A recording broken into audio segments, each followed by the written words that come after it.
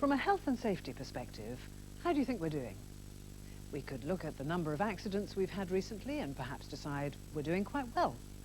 However, such an assessment might be quite wrong, because accidents alone don't tell us enough about our safety performance. Just because we might not have had an accident recently is no guarantee that we won't in the future. To prevent accidents and ill health, we need a more precise way of monitoring our performance. Here's an industry that thankfully has very few accidents relative to the number of air miles travelled. How do you think they monitor their safety performance? And is it in fact a safe means of transport?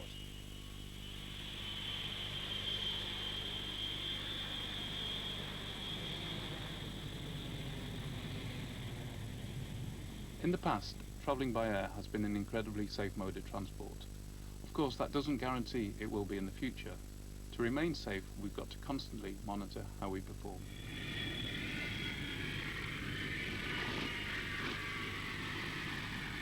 One of the ways we monitor our performance is by near-miss reporting. If any pilot or air traffic controller sees a compromise of safety occurring, or maybe occurring, no matter how minor, he or she will file a near-miss report. Near-miss reporting is vital to monitoring and improving our performance at work.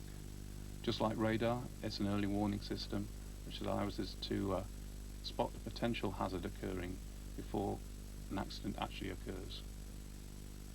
What's good for a super safe industry like air travel is good for us too. Indeed, in this programme we'll see that near-miss reporting plays exactly the same early warning role in our workplace. We will see what near-miss reporting is, the role it plays in accident and ill health prevention, and most importantly, the vital part you play in making near-miss reporting effective within our organisation.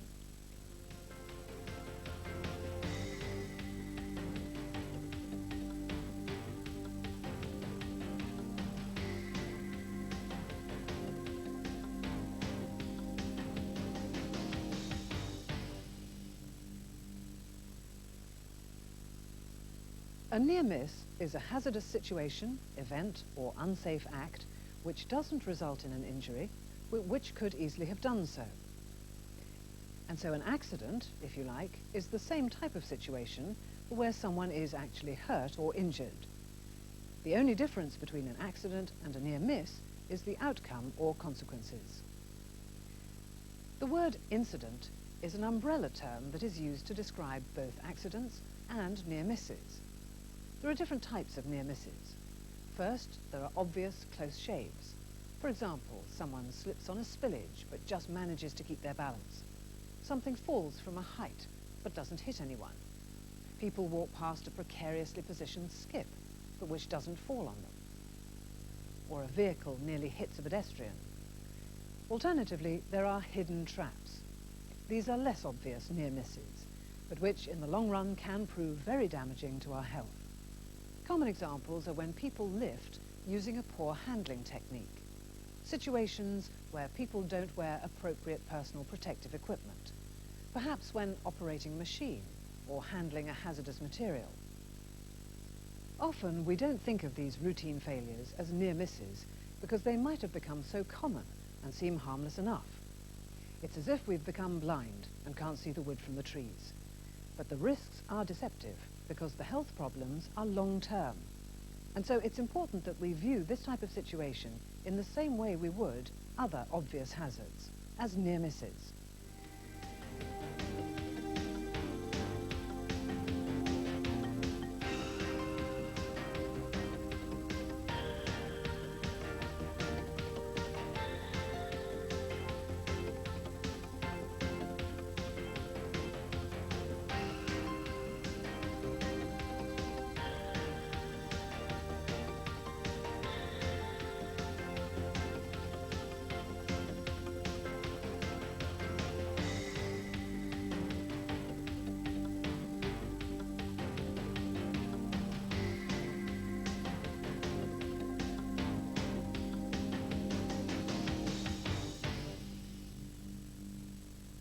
As we have seen, the only difference between a near miss and an accident are consequences.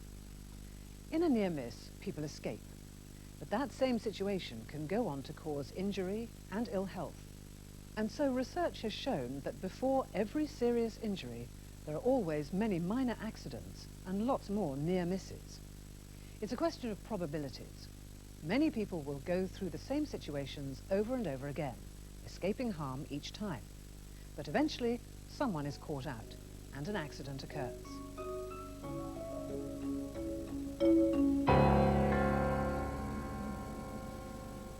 This relationship of near misses to accidents can be shown as a pyramid, and the ratio is uncannily similar for most workplaces.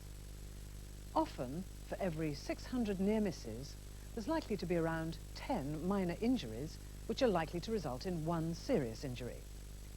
Therefore, near misses can be used as an early warning system of impending accidents. If we can identify and shrink the base of the pyramid, we can reduce the probabilities of both minor and serious accidents occurring. In fact, this is the primary purpose of near-miss reporting, to help us implement improvements before accidents occur. That's the role it plays in many leading organisations. What near-miss reporting has really helped us on this site. For example, we had a report from staff that a skip was being stored on top of a skip. As a result of that, we went down, had a look at the area, found that there just wasn't enough space for them to store the skips, so we had equipment moved, etc., and now they can store the skips appropriately. Another example of the near-miss reporting is that we had a report that a detector was bagged off in a corridor. We go along and find out what's actually happened, and it's actually people working in the area have not followed the site procedures. So now in that area they have to have a permit to work, and if it is going to be bagged off, it's bagged off by one of our technicians. Another example we have is blocked fire exits. People will store things in front of exits without realising they're actually blocking them. Staff report them to us, we'll go along and find out why they've actually been put there. In some cases it's a lack of storage space, so we'll then go to the line manager and talk to them about that and see whether we can get proper storage space for their equipment. Near-miss reporting also helps us to monitor generally our safety performance, which is vital if we're to gauge how we're doing. Accidents are relatively rare events, and so trends are hard to discern. Alternatively, there are always many more near misses, and so it's possible to get a clearer picture of how we are performing. Another advantage, of course, is that waiting for accidents and ill health to occur is too late. Monitoring near misses is an upstream or pre-injury measurement. This is absolutely vital, as it helps to identify where we need to improve before accidents occur. It also ensures that we retain the memory of the organisation. For example, people within our organisation come and go for a variety of reasons, but problems remain. Near-miss reporting ensures that whoever is involved is kept aware of them and the need to act before people are injured.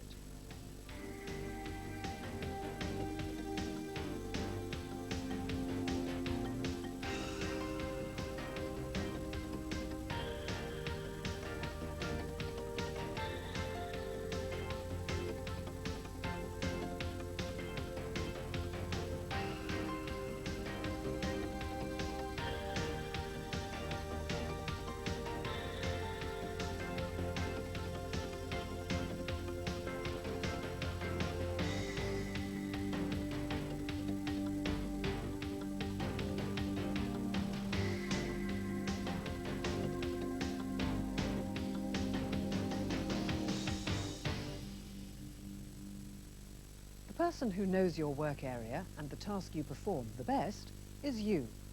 If you choose not to report near misses, problems will remain hidden until they injure someone. And that someone could be you or someone else.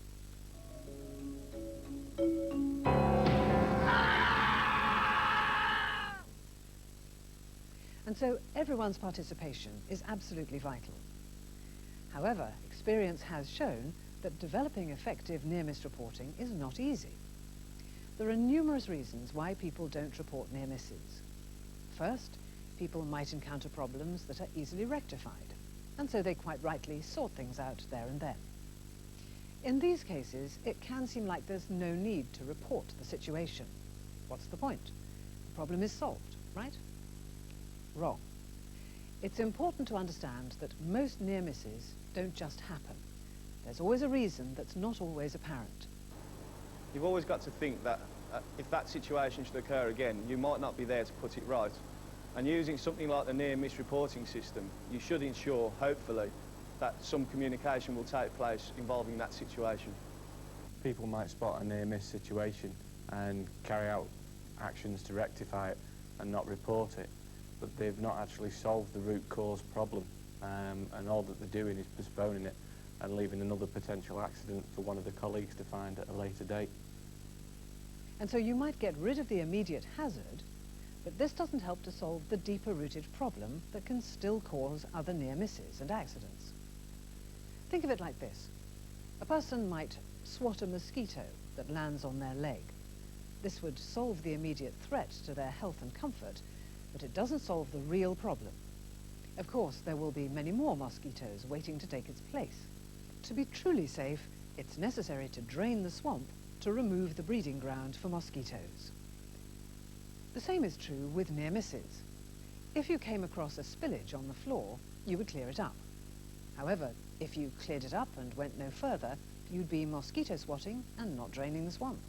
This might just be one symptom of generally poor standards of housekeeping, which may still cause slipping and tripping accidents elsewhere.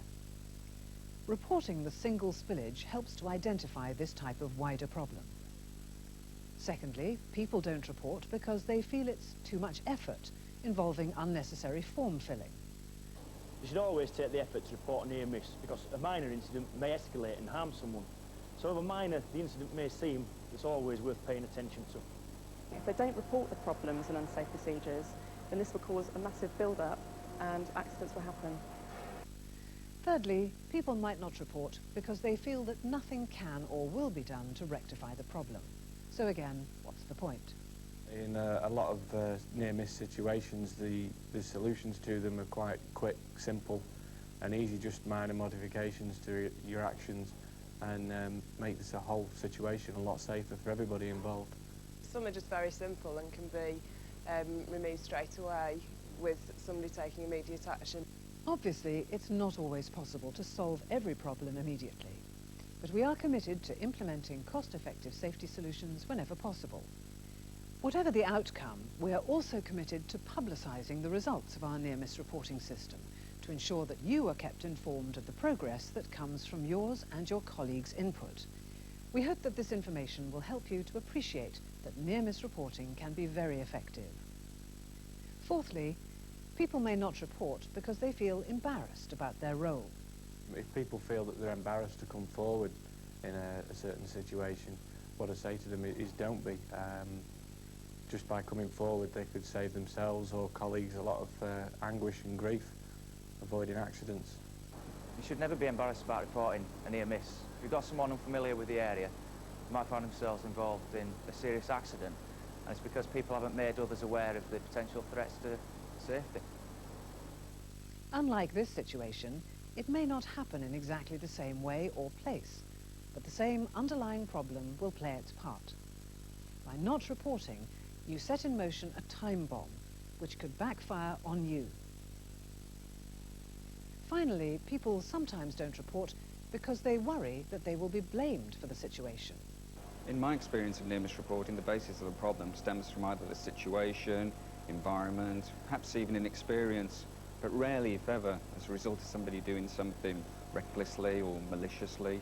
In other words, most near misses involve situations where people have acted with the best of intentions, even though they may have made mistakes. Please be reassured. Our objective is only to improve health and safety within your workplace, and not to blame individuals. And people shouldn't at all have any concerns about coming forward and reporting a near-miss incident, because it's not ever about blaming individuals, it's about solving problems. Yeah, it's not about blame, it's about people coming forward and solving problems. Whilst our near-miss reporting system seeks to avoid sanctioning anyone who comes forward, it's not entirely blame-free. It is very much a blame-last system, where sanctions are used only in extreme situations.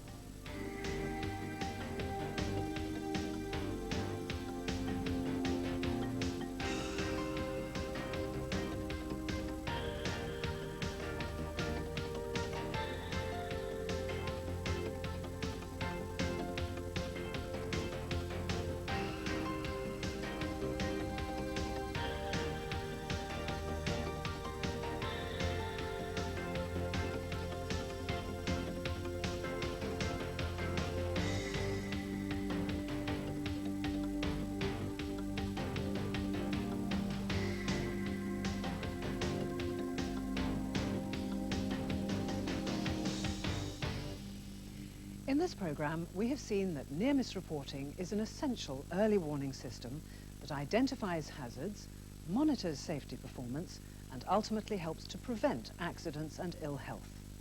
We have seen that you play a vital role in making our system work. Without your commitment, few, if any, near misses will ever be identified. Share the knowledge from these incidents and help us to develop an even safer and healthier workplace. Help us to see clearly, from a safety perspective, how well we are doing.